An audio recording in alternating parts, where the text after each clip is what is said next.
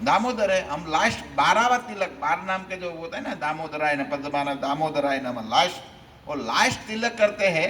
वो 12वां तिलक पहला होता है महीने में, कार्तिक मास से। मार्गशीर्ष का देवता है केशवाय, केशव भगवान। और फिर पौष का है नारायण भगवान, माघ का माधव भगवान, फाल्गुन का गोविंद भगवान, चैत्र का विष्णु भगवान, वैशाख का मधुसूदन भगवान, ज्येष्ठ का त्रिविक्रम भगवान, आषाढ़ का वामन भगवान, श्रावण का श्रीधराय भगवान, और भाद्रपद का ऋषिकेश भगवान, अश्विन का पद्मनाभ। ये सब देवता का नाम है। तो अभी मैं बात की आपको, 12 महीने का नाम हो गया। तो 3 साल में 1 महीना जो निकलता है तो इसको अधिक मास कहते हैं। अधिक मतलब एक्स्ट्रा। तो इसका कुछ नाम था नहीं। और ऐसा हो रहा था, क्या हो रहा था भाई, आगे कथा आएंगी विस्तार से। देखो, मैं यहाँ पर ऐसा मन में विचार है, भगवान की कृपा हो, पुरुषोत्तम भगवान की, खास कृष्ण भगवान की। तो नारदीय पुराण है, पुरुषोत्तम मास का महिमा इसमें लिखा है भगवान वेदव्यास जी ने। इसका 31 अध्याय है। तो मैं सोचता हूँ हर रोज एक अध्याय का कुछ कथा हो। तो अभी ऐसे पुरुषोत्तम मास 30 दिन का है, तो हम 30 दिन में एक कथा हो सकते हैं। जितना दिन है 28 दिन, तो 28 दिन में पूरा अध्याय सब कर देंगे। तो पुरुषोत्तम मास तक हर रोज 1-1.5 घंटा ये भगवान की लीलाओं का गुणगान हो। वो ये तो हमको करना है पुरुषोत्तम मास में। ये तो भजन, और पूरा पता चल जाएगा पुरुषोत्तम मास कैसे प्रकट हुए, पुरुषोत्तम मास में क्या करना चाहिए, क्या नहीं करना चाहिए, सब पुरुषोत्तम मास की विस्तार से कथा बृहदनारायण पुराण में है। तो हम करेंगे। तो मैं बता रहा था 12 महीना में सब अलग अच्छे मुहूर्त आता है, अच्छा कार्य होता है। तो अधिक मास विचार करने लगा, कहाँ भी जाता था तो 12 महीना इसको धक्का मारते थे। बोले भागो, चलो भागो, आपका कुछ है नहीं, आप महीने में कुछ नहीं होता। अधिक मास में मतलब आप मल मास है, मल के तरह इस मास को ये सब अवहेलना करते थे, इसको त्याग देते थे, कोई भी अच्छा कार्य नहीं करते थे। तो फिर मलमास बहुत दुखी हो गया, अधिक मास बहुत दुखी हो गया, और दुखी होकर भगवान के पास गया। क्योंकि मैं जब बताया ना, सब तिथि है, तिथि का देवता है ना, मैं आगे बताया ना, सब महीना तिथि, तो तिथि का देवता होता है। जैसे तिथि है, मानो मैं जैसे कहा प्रतिपदा का अग्निदेव है ना, तो प्रतिपदा भगवान के पास गए, फिर इसको अग्निदेव को स्थापित किया मानो। तो इसी तरह इस महीना निकले हैं, कहाँ से निकले हैं? भगवान से तो निकले हैं। क्योंकि ये सब तिथि गणना तो भगवान ने अरेंजमेंट किया है ना सब, तो भगवान से तो प्रकट हुए हैं महीना भी सब। तब ये अधिक मास भगवान के पास गया, हे प्रभु, मैं जहाँ भी जाता हूँ मेरी निंदा सब करते हैं, मुझे कहाँ भी मान ने, सब जगह पर अपमान ही मिलता है, इसलिए मेरा कुछ करिए। कहाँ कोई अच्छा कार्य नहीं करते, सब जगह पर बोलते हैं ये चलो इस महीने में कुछ नहीं करना चाहिए, इस महीने में कुछ नहीं करना चाहिए। तो प्रभु ने, भगवान ने प्रसन्न हुए और कहे, आगे कथा आएंगी, भगवान प्रसन्न हो गए, कहे मैं इतना प्रसन्न हूं आपसे, मैं इतना प्रसन्न हूं, जिसे 12 महीनों का सब देवता होता है, इस महीने का देवता मैं स्वयं होगा। पुरुषोत्तम मास, भगवान ने कहा आज से अधिक मास में तुम्हारा क्या नाम होगा? पुरुषोत्तम होगा। इसलिए अधिक मास का भगवान ने नाम दे दिया और पुरुषोत्तम मास हुआ। और फिर भगवान ने कहे अच्छा कार्य करे न करे, लेकिन अभी भी देखो, कोई घर बनाना है, घर लेना है, शादी का मुहूर्त, वो सब इस महीने में नहीं होता है। तो भगवान ने कहे ये सब नहीं करेंगे, लेकिन मैं आपको आशीर्वाद देता हूं, इस महीने का कोई भजन करेंगे, तप करेंगे, व्रत करेंगे, कोई अनुष्ठान करेंगे, तो मैं इतना प्रसन्न हो जाऊंगा, मेरे धाम के वो लायक हो जाएंगे। इसलिए संत लोग, भक्त लोग क्या करते हैं, इस महीने में भजन ज़्यादा करते हैं। इस महीने में ज़्यादा से ज़्यादा, हम ऐसे तो बहुत है, 27 प्रकार के हैं, हम कल बताएंगे कितना व्रत क्या करें, क्या कैसे करना चाहिए सब। लेकिन 3 व्रत हम साधारण रूप से कर सकते हैं। पहला तो ब्रह्म मुहूर्त में उठ सकते हैं सब। ब्रह्म मुहूर्त में सबको उठना चाहिए, कम से कम पुरुषोत्तम मास में। केवल साधु संत के लिए नहीं है, ब्रह्मचारी के लिए केवल नहीं है, सब गृहस्थ भक्तों के लिए भी ये है, वानप्रस्थ के लिए भी, चारों वर्ण है, चारों आश्रम है, सबके लिए पुरुषोत्तम मास का व्रत अनुष्ठान करना बहुत जरूरी है। देखो, एक मनुष्य शरीर बार बार तो मिलता नहीं, बहुत मेहनत, कुछ तपस्या, व्रत के पुण्य के कारण मानो ये मनुष्य शरीर मिल गया है, और मनुष्य शरीर मिल गया है तो मनुष्य शरीर में भगवत प्राप्ति करने के लिए मिला है। तो ऐसा भी जो सन्यासी होता है, ब्रह्मचारी साधु बन गए, वो तो भजन अपना अपना करते हैं। गृहस्थ लोग संसार में पड़े हुए हैं। तुलसीदास जी कहते हैं रामायण में, गृह कारज नाना जंजाल, और जंजाल है, पड़े हुए। कहाँ आपको बोलेगा आप 8 घंटा भजन करो, थोड़ी कर पाएंगे। 1-2 दिन करेंगे, 5 दिन करेंगे, फिर तो बोलते, पत्नी बोलेंगे हाँ लाओ पैसा, पुत्र बोलेगा फीस भरना है, बोलेगा नहीं बोलेगा? साधु संत को कोई नहीं बोलने वाले, चलो वो तो अपना भजन करते हैं भी। इसलिए भी साधु संतों पर आप याद रखो, गुरु जो, जैसे गुरु के पास जो शिष्य है, इसका ऋण होता है सबका। साधु बने हम भजन नहीं करते, भोग करेंगे तो बहुत भोगना पड़ेगा। वो महंत बन जाता है ना। राम के न्याय पता है ना, भगवान राम ने दो व्यक्ति को न्याय दिया था, कथा कहूंगा। एक बार पंछी को दिया था और एक बार कुत्ते को न्याय दिया था राम की सभा में। मठाधीश बन जाके फिर ये बड़ी कथा है, ये मठाधीश बनना अच्छा नहीं है। भजन नहीं करते तब बहुत परेशानी होती है, इसलिए भजन करना चाहिए। तो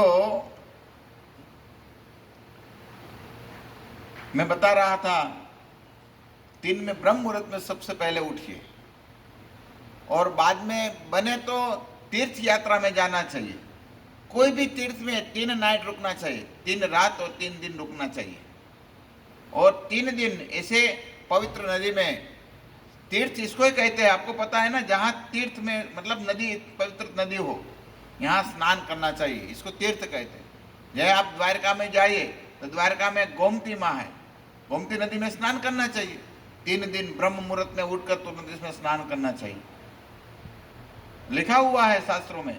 3 दिन कोई पवित्र तीर्थ में स्नान करते हैं, वो भगवत धाम जाते हैं पुरुषोत्तम मास में। तो जाना चाहिए, जाना चाहिए। लेकिन भगवान ने पता नहीं इस बार क्या मोड़ है। अभी तो गुजरात में तो खुल गया है तीर्थ भी, द्वारका जैसे मंदिर, भगवान द्वारकाधीश दर्शन देने लगे हैं। लेकिन नदी तो खुली है, इसमें तो कोई मना नहीं कर सकते।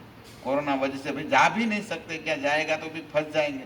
तो इससे वजह से हम इस साल कम से कम गंगे यमुने गोदावरी श्लोक बोलते हैं ना, सुबह में स्नान करना है, और श्लोक बोलना चाहिए, या गंगा जल का एक बूंद डाल देना चाहिए जल में और स्नान कर लेना चाहिए। कम से कम ये तो हम कर सकते हैं, ये करना चाहिए। और तीसरा है जप करो, गप मत करो, बने इतना ज्यादा जप करो। हरे कृष्णा कृष्णा कृष्णा हरे हरे, राम राम हरे हरे। तो आगे कथा अध्याय की शुरुआत में करता हूं। वेद व्यास भगवान को प्रणाम करते हैं, कहते हैं सुध गोस्वामी नैमिषारण्य में कई ऋषि मुनि यज्ञ करने बैठे थे। कल ऋषियों का सब विस्तार से थोड़ा कथा हम बताएंगे, कौन बड़े बड़े ऋषि आए थे। 8-10 श्लोक में तो ऋषियों का ही नाम है सब शुरुआत में इस अध्याय में। तो नैमिषारण्य में कई ऋषि लोग आए थे और तपस्या करते थे और बड़े तपस्या करके बड़े यज्ञ का अनुष्ठान किया था।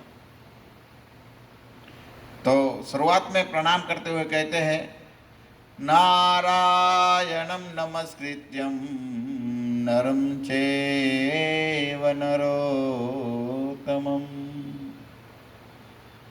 देवीं सरस्वतीं व्यासं ततो जयमुदीरये। मैं भगवान नर नारायण को प्रणाम करता हूँ, विद्या देवी वाणी देवी सरस्वती को मैं प्रणाम करता हूँ और भगवान वेद व्यास जी को अपने गुरु है, यहाँ से सीखे हैं तो याद करते हैं। ऐसे मंगलाचरण में 3 वस्तु होते हैं, वस्तु निदेशन भगवान जो होते हैं, तीनों स्मरण करे मंगलाचरण कृष्ण कविराज गोस्वामी कहते हैं। गुरु भगवान वैष्णव को प्रणाम करके आगे बढ़ना चाहिए। तो सुध गोस्वामी यहाँ प्रणाम करते आगे बढ़ते हैं, कहते हैं नैमिषारण्य में कई ऋषि मुनि एकत्रित हुए थे, क्या करने के लिए? यज्ञ करने के लिए। बृहद नारद पुराण में पहला अध्याय में, पुरुषोत्तम महात्म्य के पहले अध्याय में शुरुआत में प्रणाम किए और कहते सब ऋषि मुनि नैमिषारण्य में यज्ञ करने के लिए एकत्रित हुए थे। भाई यज्ञ क्यों करना चाहिए? भाई यज्ञ क्यों कर रहे थे? कई प्रश्न होता है। यज्ञ करना बहुत जरूरी है। पहले तो यज्ञ करने से देवता खुश होते हैं। हम यज्ञ करते हैं ना, देवता खुश होते हैं, और देवता खुश होते हैं तो फिर क्या है, आदि देवी दुख नहीं आता है। अभी आज यज्ञ बंद हो गया ना, देखो कोरोना आ गया, भूकंप आता है, सूखा होता है, सुनामी आता है, कारण क्या है? यज्ञ बंद हो गया है। देवता संतुष्ट नहीं है हमारे से। देवता संतुष्ट जो होते हैं तो कभी भी प्राणी मनुष्य दुखी नहीं होते। यज्ञ करना बहुत जरूरी है। दूसरा है मुख्य, तो भगवान विष्णु को प्रसन्न करना। यज्ञ करना मतलब भगवान को विष्णु को प्रसन्न करना, मुख्य तो यही है। और तीसरा, यज्ञ करने से सब जीव सब प्राणी की जीविका चलती है। आप बोले ये कैसे? अरे भगवान ठाकुर जी गीता में कहते हैं, 3 अध्याय और 9 नंबर के श्लोक में, यज्ञार्थ कर्मयनंत्र लोकयं कर्म बंधन तदर्थम कर्म कौन्तेय मुक्त संग चमासर। भगवान कहते हैं देखो ये सब यज्ञ करना है, तो कैसा यज्ञ करना है? तो कहते हैं यज्ञात कर्मण अनंतर लोकोयम कर्म बंधन। ये सब दूसरा यज्ञ करते हैं, वो कर्म करते हैं, कर्म से बंधन लगता है, लेकिन विष्णु अर्थ जो कर्म करता है वो बंधन नहीं लगता है। आप समझते हैं? भगवान स्वयं गीता में कृष्ण कहते हैं विष्णु अर्थ जो कार्य करता है इसमें बंधन नहीं लगता है। कोई भी यज्ञ कर्म करते हैं हम, लेकिन अलावा जो हम कुछ कार्य करते हैं तो क्या होता है, वो बंधन का बंधन हो जाता है, बंधन का कार्य हो जाता है।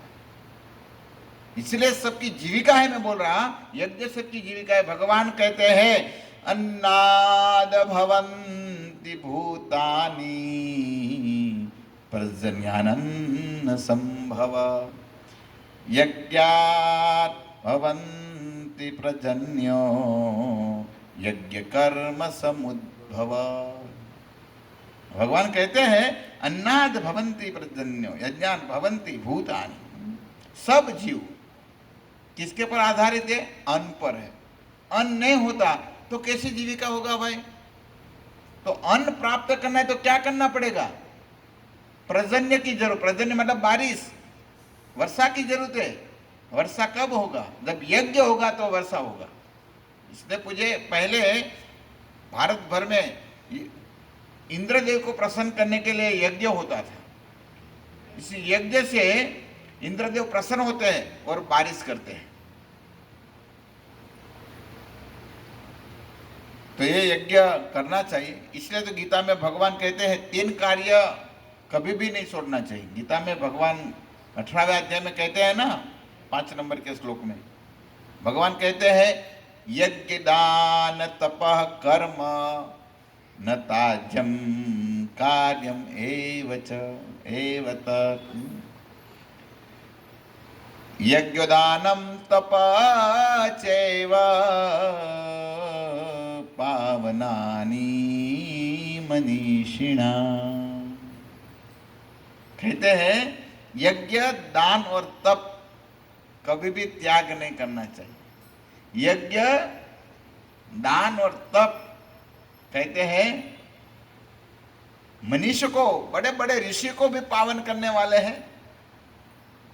इसलिए यज्ञ करना चाहिए, दान करना चाहिए और तपस्या करना चाहिए। भाई देखो, इस संसार में यज्ञ करना मुश्किल है, क्योंकि यज्ञ करना है तो सब शुद्ध वस्तु होना चाहिए। पहले तो देसी गाय का घी मिलना चाहिए, शुद्ध, यही है ना गाय का, चाहे देसी गाय कोई भी, गाय का शुद्ध घी मिलना मुश्किल है। ठीक है, अभी भारत भर हमारे जागृत हुआ है, गौ की रक्षा करने में लगे हैं, वही होना चाहिए। आज गुजरात की सरकार भी जागी है थोड़ी। कल मैं न्यूज पढ़ रहा था तो सरकार ने भी कहा है जो गाय से अनुसार खेत करेंगे तो हम सब्सिडी देंगे, एक महीने को 900 या 1000 रुपया देंगे एक गाय दीठ। तो अच्छा है, साधुवाद। सरकार को भी गाय का कुछ है, पड़ी है, करना चाहिए, गाय की सेवा करना चाहिए। गाय जहाँ होता है यहाँ देवता रमन करने आते, जहाँ गाय होती है यहाँ सब देवता रमन करने आते। और कहा हुआ है जब गाय जहाँ शांति से खाया हुआ फिर पाचन करती है, मुंह इसको हिलाती है ना, पचाती है ना, यहाँ पर सब देवताओं आके शयन करते हैं, मतलब विश्राम करते हैं। स्वर्ग छोड़कर यहाँ विश्राम करने हमारी गौशाला में आते हैं। हमको दिखते नहीं लेकिन आते हैं सब देवता, इंद्र चंद्र वरुण सब आते हैं। ऐसी दिव्य दृष्टि बनाओ, सब दिखेगा देवता भी, क्योंकि गाय इतनी पवित्र है।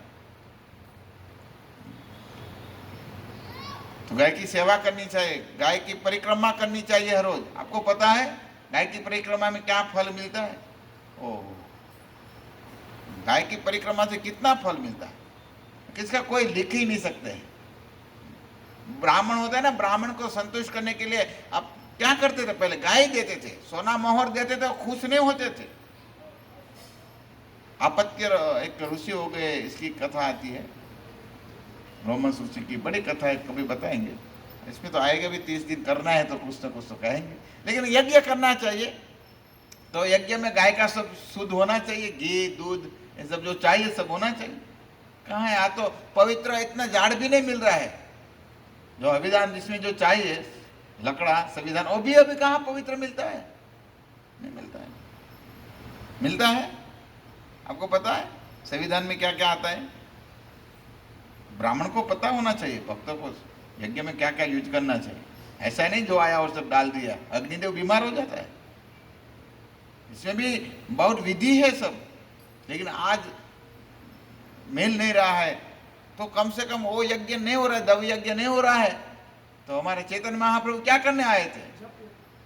हरिनाम संकीर्तन यज्ञ। क्या? हरे कृष्णा हरे राम राम राम जप यज्ञ, हरिनाम संकीर्तन यज्ञ। ये तो कर सकते हैं, कुछ खर्चा नहीं है भाई। हे ब्रह्म मुहूर्त में उड़ जाए, महामंत्र चालू करिए, हरे नाम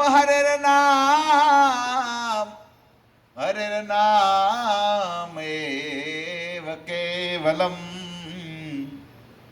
कलो नास्त्यैव नास्त्यैव नास्त्यैव गतिर् अन्यथा,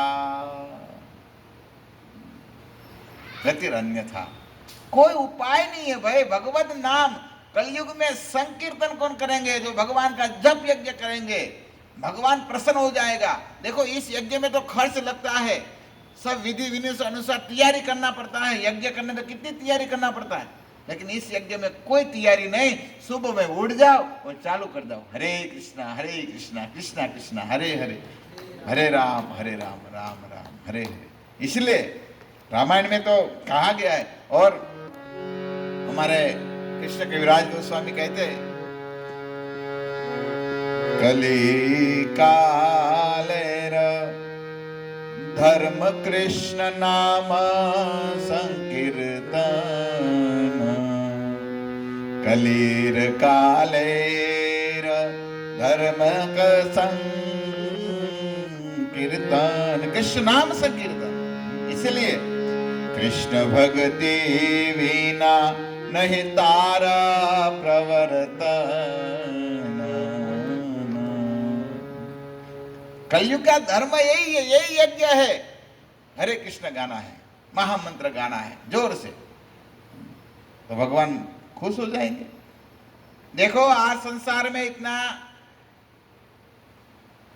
आनंद है, आज संसार में इतना सुख है। आप सोच रहे हैं भाई कहाँ सुख है? कोरोना तो सबसे वजह से अभी तो महामारी सब मर रहे हैं और आप बोलते सुख है। तो भी सुख है इस संसार में, साधु संत है और भजन यज्ञ कीर्तन करते हैं ना, इसलिए कोरोना काबू में है। आप ऐसा सोचो, जब संसार में संत नहीं होते तो संसार जल जाता। एक आचार्य लिखे हैं, एक कवि कहते हैं, जब संत नहीं होते तो संसार जल जाता। ये तो सद साधु भक्त तपस्या व्रत कर रहे हैं ना, इसीलिए ये बचा हुआ है संसार। और जब साधु संत भजन करना लुप्त हो जाएगा तब देखो ज्वाला कैसी लगेगी। इसीलिए भगवान का नाम पूरे चारों युग में है, लेकिन कलयुग में तुलसीदास जी कहते हैं, श्रुहु श्रुति नाम प्रभाव, श्रुहु श्रुति नाम प्रभाव, कली विशेषण आन प्रभाव। कलयुग में विशेष भगवान का नाम लेंगे तो नक्की हम भगवत धाम जाएंगे, क्योंकि कलयुग में भगवान का नाम का ही प्रभाव है, भगवान का नाम का ही सहारा है। इसलिए कहते हैं, नामो जपत प्रभु किन प्रसादु, नामो जपत प्रभु किनः प्रसादु, भगत शिरोमणि भे प्रहलादु। देखो नाम द्वारा उद्धार हुआ है, कोई उदाहरण है कोई? तो कहते हाँ, कौन? भक्तराज प्रहलाद महाराज। सब भय चला गया। प्रहलाद महाराज को किसी का भी भय नहीं था, अपने पिता का भी नहीं भय था। हाँ नहीं था। सामने से कहते थे, पिताजी भजन करिए, ये अंधकूप को छोड़कर वन में जाइए और विष्णु का जप करिए, विष्णु का नाम लीजिए। तो भगवान का भजन करते हैं, भगवान का नाम लेते हैं, तो भय इसके पास नहीं आता है, भय भेद हो जाता है। जो नाम लेते हैं भगवान का, यहाँ भय भी भयभीत हो जाता है। इसलिए भगवान का नाम लेना चाहिए। भगवान नाम में क्या ताकत है भाई? बहुत बड़ी ताकत है। सुमेरा पवन सुत पावन नाम, अपने वस करी राखे राम। सुमेरा पवन सुत पावन नाम, अपने वस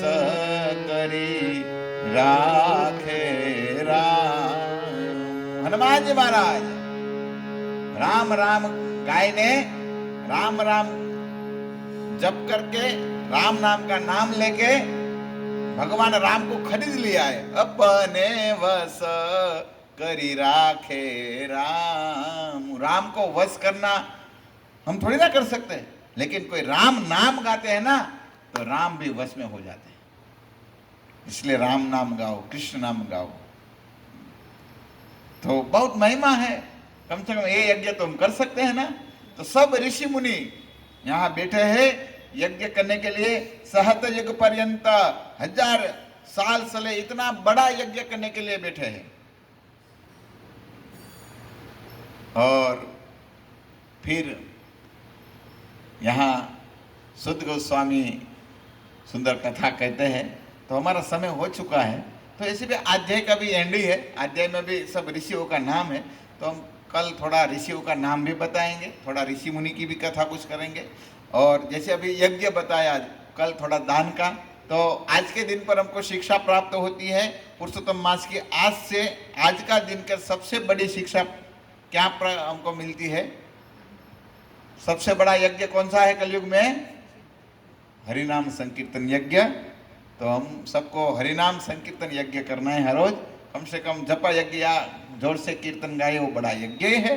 तो पुरुषोत्तम मास में आज 30 दिन में कुछ हम नई नई शिक्षा लेंगे। तो आज के दिन पर हम कौन सी शिक्षा लेते हैं? हरिनाम संकीर्तन यज्ञ। ठीक है, 30 दिन हम सबको मैं पूछूंगा, याद रखना है सबको। मैं भूल जाऊंगा, मुझे भी याद करवाना है आपको। हरे कृष्णा। पुरुषोत्तम मास की, शील प्रभुपाद की, निताई गौर प्रेमानंदे।